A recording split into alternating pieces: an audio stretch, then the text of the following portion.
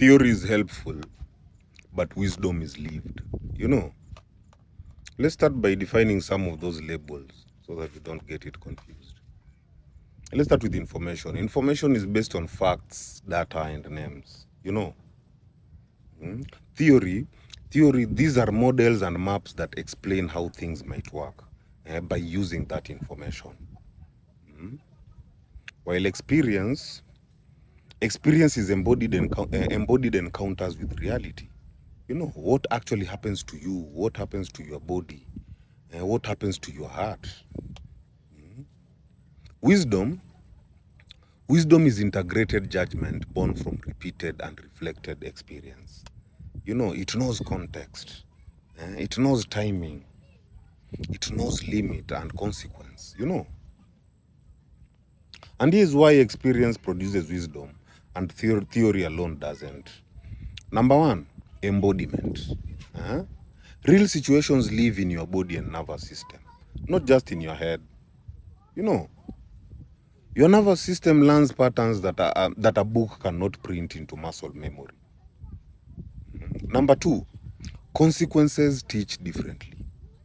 When you actually hurt, when you lose, when you fail, or even when you succeed, the cost and nuance land inside you.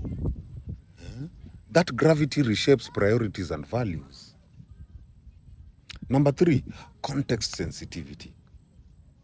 Theory generalizes. Wisdom reads context.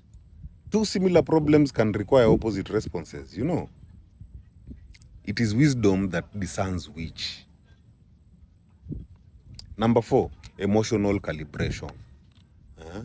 Experiencing grief, experiencing anger, joy, or even shame, it puts you inside the emotional vocabulary. You learn not just what emotions are, but how to respond to them skillfully. Like, for example, reading about childbirth is not the same as pushing a baby into the world. Studying leadership books is not the same as holding responsibility while decisions cost people their jobs, their safety, or even their life.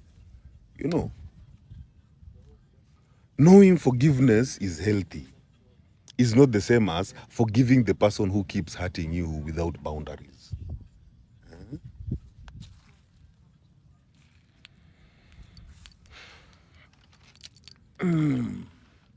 Second-hand experiences, that is mentors, stories, or even simulations, can accelerate maturity and spare you some harm.